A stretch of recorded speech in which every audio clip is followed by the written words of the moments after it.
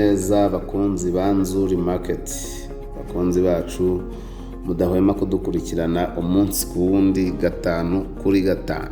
Nkuko mubimenyereye rero, iyi ni ya company yanyu Nzuri Business Group Limited idahwema kubagezaho imitungo itimukanwa igurishwa cyangwa se ikodeshwa. Ufite umutungo ukeneye kimwe muri ibyo, watugana tukagufasha, kandi ushaka kugura cyangwa gukodesha nabwo watugana tukagufasha. Si ibyo gusa, kandi ufite umutungo ushaka ko tukumanagingira, tumenya ibijyanye n'imicungire yawo, nabwo watugana tukabigukorera kandi neza. Si ibyo gusa, kandi dushobora kugushakira ibyangombwa byo kubaka, ibyo kuvugurura, tukagukorera amapura cyangwa se ibishushanyo by'amazu, ndetse tukayakubakira ku mafaranga make cyane, ukatura ahantu heza cyane.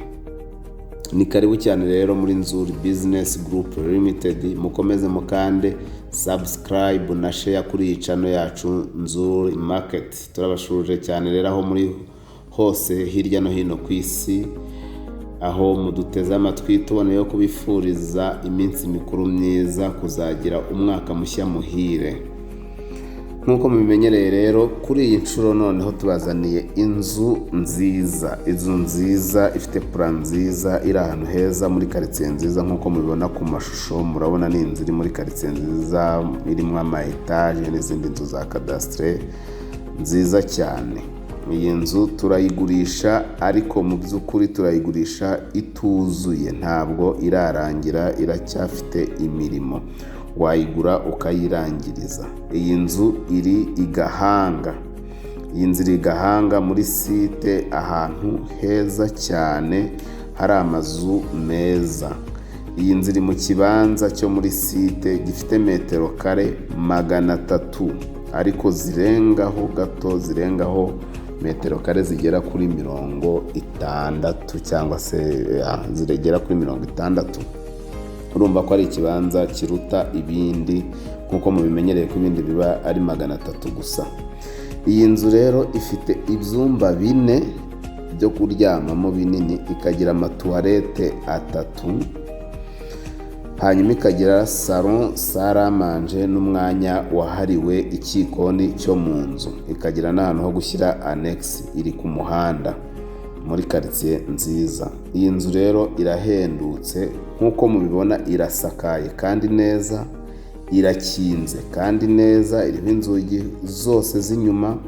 Uvuga ngo usigaje inzugi z'imbere, plafond n'amakaro na clôture n'amarangi, kuko murabibona yuko iteye n'ibipande. Imirimo isigaje mu by'ukuri ntabwo ari myinshi. Udashaka no kwigora, uri wa muntu wikenereye icumbi, wanayibamo gutya imeze. Icyangombwa nuko ikinze kandi kabisakaye, ukaba utavirwa, kuko irashaka makeya, ubundi ukajya ugenda uyikora gahoro gahoro uko ubishoboye. Reka twe kubicisha amatsiko.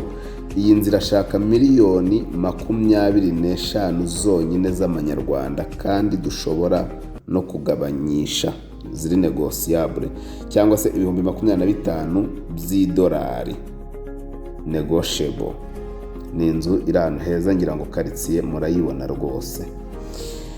Tubahaye ikaze rero muri Nzuri Business Group Limited. Iwacu umukiriya ni umwami. Mushobora kuduhamagara kuri 0788 48 67 97, cyangwa se 0782 inshuro 3 0123. Si ibyo gusa, kandi mwadusangaho dukora hano ku Muhima kuri Yamaha. Ugeze muri Feruje urabona inzu y'amatafari yanditseho Shema House. Dukora muri etage yayo ya nyuma. Iwacu rwose tubafata neza cyane. Mwasura ku zindi mbuga zacu, Facebook page, Instagram, Twitter, hose twitwa Nzuri Market, cyangwa se mukajya kuri website yacu www.nzuri.rw.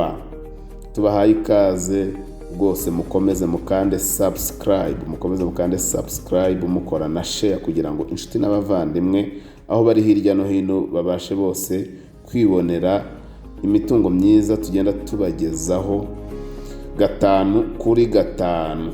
twabibutsa kandi yuko dushobora kuba managingira, dushobora kububakira. Iwacu rwose ni karibu cyane, muze mutugane tubereke n'izindi, si iyi gusa, hari n'izo tudashyiraho. Ni karibu, tubahaye ikaze muri Nzuri Business Group Limited. Mukomeze kuryoherwa na Noheli n'ubunani.